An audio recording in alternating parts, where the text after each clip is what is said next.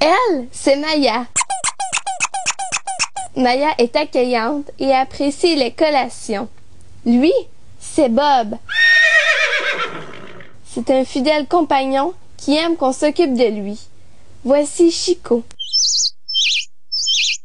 C'est un pit-pit nerveux qui recherche le calme. Elle, c'est Molly. Ce labrador se montre toujours disponible pour s'amuser avec des amis. Molly a également un petit faible pour les biscuits. Qu'est-ce que Maya, Bob, Chico et Molly ont en commun? C'est ce que nous saurons dans ce bulletin des jeunes.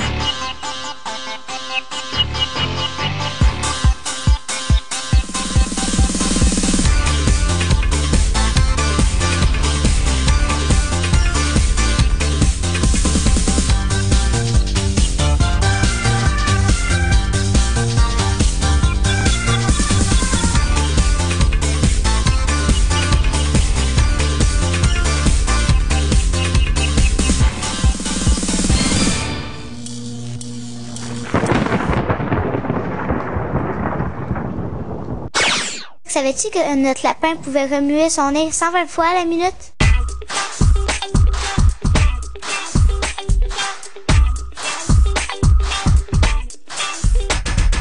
Le lapin n'est pas un rongeur.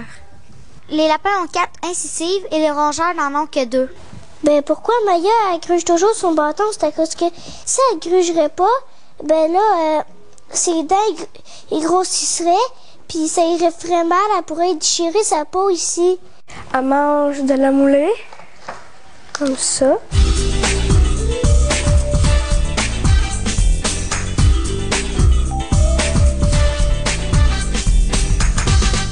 Notre super lapin a des aliments à éviter. Le papier, l'éponge, la viande, le trèfle, la laitue et la pomme de terre. Il faut faire attention parce qu'elle mange un peu notre chandail. Elle peut le manger. Puis il faut jamais lui donner de plat en plastique parce qu'elle peut gruger. Puis il faut pas lui donner ni de sucré. Prendre soin d'un animal, c'est prendre soin de soi, je pense. Quand tu fais du bien à un animal, c'est à toi que tu fais du bien. Moi, ce que je peux dire, c'est que souvent, les personnes qui peuvent vivre des dépressions ou des troubles paniques ou des choses comme ça, le fait de prendre soin de l'animal, d'être obligé de le nourrir, d'être obligé de le sortir, c'est prendre soin de soi, finalement. On le fait à travers l'animal et ça nous garde en vie, je dirais.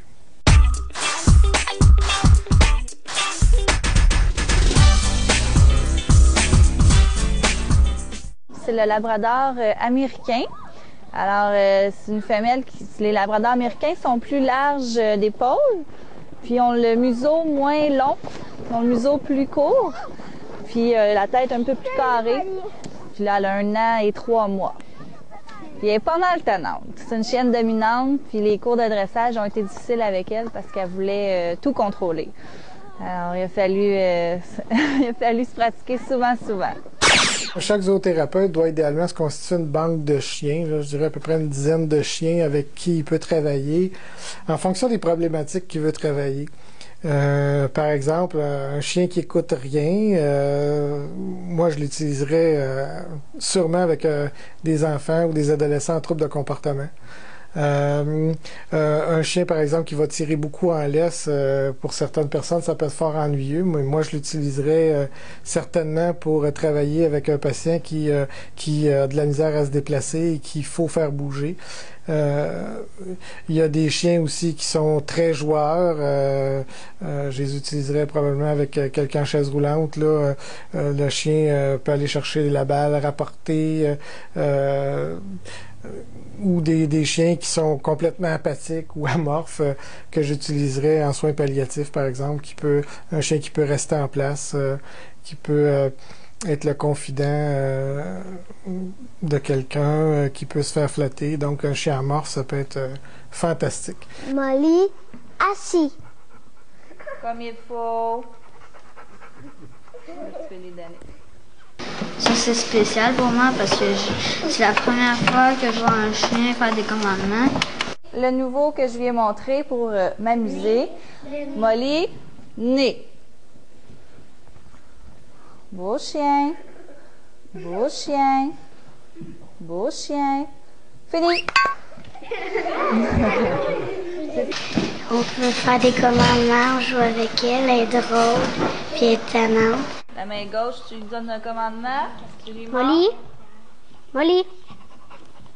Fais ton signe. Là, Molly? Assis. Couché, je veux dire. Alors. là, tu peux lui donner le fait. Molly, donne la patte. Donne l'autre patte. Donne l'autre patte. L'autre patte. L'autre patte. J'ai travaillé avec un enfant, justement, ce qu'il avait de la difficulté à faire, c'est de s'affirmer. Hein. Aussitôt qu'il n'était pas compris, il frappait, puis lui, il pensait qu'il n'était pas compris, mais dans le fond, c'est ses demandes qui n'étaient pas claires. On a travaillé avec le chien. Il devait apprendre au chien à s'asseoir, à rester en place. L'enfant devait s'éloigner, etc. Dans tout cet apprentissage-là avec le chien, le jeune a travaillé sa patience, hein, et a travaillé aussi toute son affirmation de soi, dans le sens qu'un chien, faut pas que tu répètes 50 fois.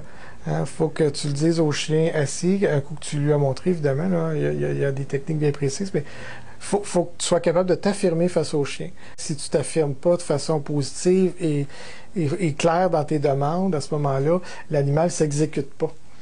Et on peut tirer parti de cet apprentissage-là. Les pattes palmées de Molly. Vous voyez, il y a un espace ici, là. C'est ça, des pattes palmées. Il y a de la peau entre chaque pour qu'elle nage mieux dans l'eau. Je dois aller couper les griffes une fois ou 2 semaines parce que ces griffes, ils poussent quand même vite. Puis si je veux pas que ça soit trop long, parce que quand les griffes, si tu les coupes jamais, sa griffe peut revirer puis faire une grosse infection de griffes, là. Puis là, il va falloir que ça s'opère ou se faire enlever sa griffe. C'est compliqué, là. C'est plus simple d'y couper une fois par 2 semaines. Ses oreilles, quand on y lave, on met un produit dans son oreille ici. Comme là, aujourd'hui, elle est due. Vous voyez, il y a comme un petit peu de brun. Ici, là. OK, je dois lui laver aujourd'hui. Alors, je lui lave l'oreille le vendredi. Là, je ferme l'oreille. Puis en arrière, il y a un petit canal que ça fait une petite bosse. Et là, je dois frotter en tournant comme ça environ 1 minute chaque côté. Quand Molly, elle sent pas très bon, j'ai acheté un petit parfum pour chien. Parce que tu peux pas laver un chien plus qu'une fois par mois. Prendre soin d'un animal, flatter un animal, ça amène aussi, ça développe aussi le sens des responsabilités, dans le fond, pour l'enfant. Parce que il y a à le faire sortir, il y a à le faire prendre l'exercice, il y a à le faire manger. Lorraine affiche une personne par la première journée de la semaine. Puis là, c'est cette personne-là qui doit changer sa cage quand elle sale, lui mettre de l'eau à chaque matin.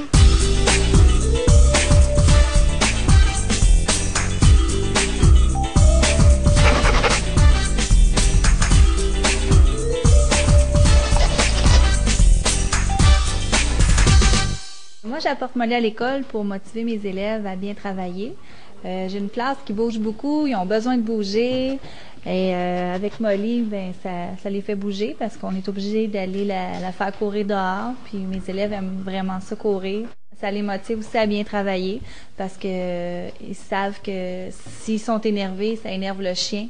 Puis dans ce temps-là, c'est pas agréable. Alors ils sont calmes pour que le chien soit calme dans la classe puis qu'il puisse travailler. Puis quand ils sont calmes, ils ont des privilèges. Ils peuvent venir la flatter, ils peuvent venir la soigner, ils peuvent jouer avec un petit peu, remplir son bol d'eau, essuyer ses pattes. Je les laisse faire plein de choses avec Molly. Mais c'est sûr que s'ils sont énervés, ben ils peuvent pas le faire.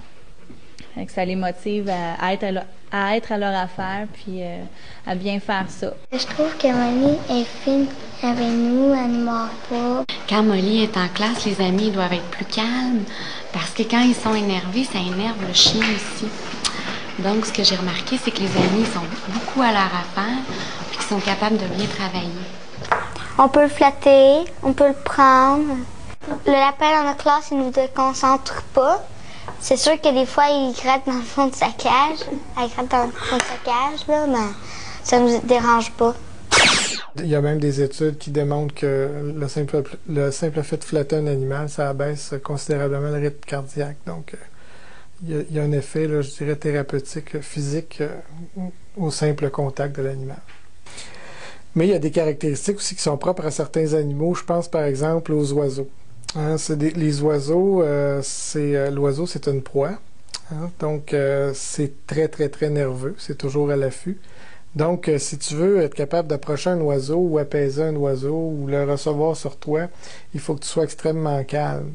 Donc, c'est pas l'oiseau qui va apaiser nécessairement l'humain, mais l'humain doit s'apaiser lui-même pour recevoir l'oiseau et le conserver, par exemple.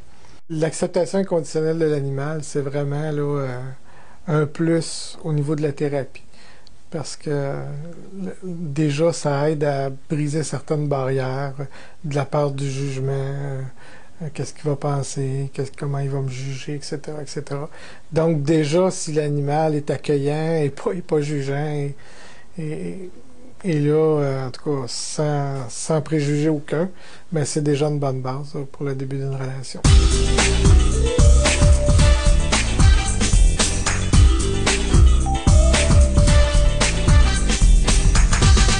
Un enfant qui est handicapé en chaise roulante, déjà de dire on embarque sur un cheval, on flatte le cheval. Donc, faire des exercices aussi simples que tendre les bras quand le cheval avance. Au niveau de l'équilibre, là, ça peut être tout un exploit pour certains enfants là, qui ont des maladies assez graves là, pour en être handicapés à vie. Donc, la motivation, le cheval vient créer une motivation qui fait que l'enfant va continuer de bouger.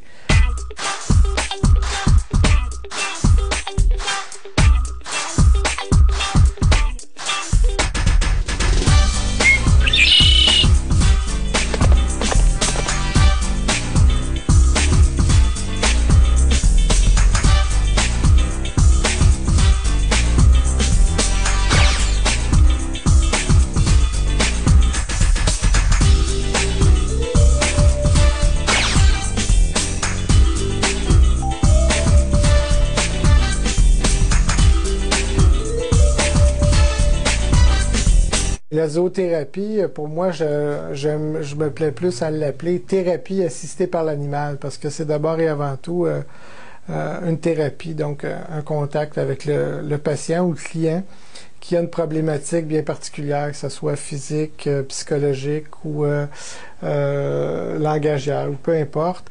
Donc, c'est à partir de cette problématique-là, c'est des objectifs en fonction de cette problématique-là qu'il faut se fixer, et l'animal vient nous assister là-dedans.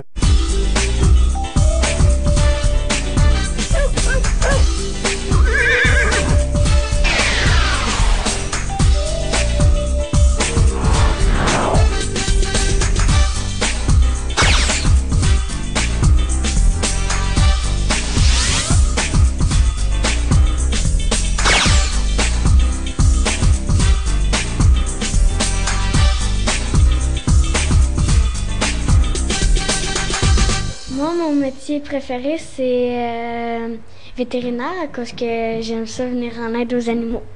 Et d'eau.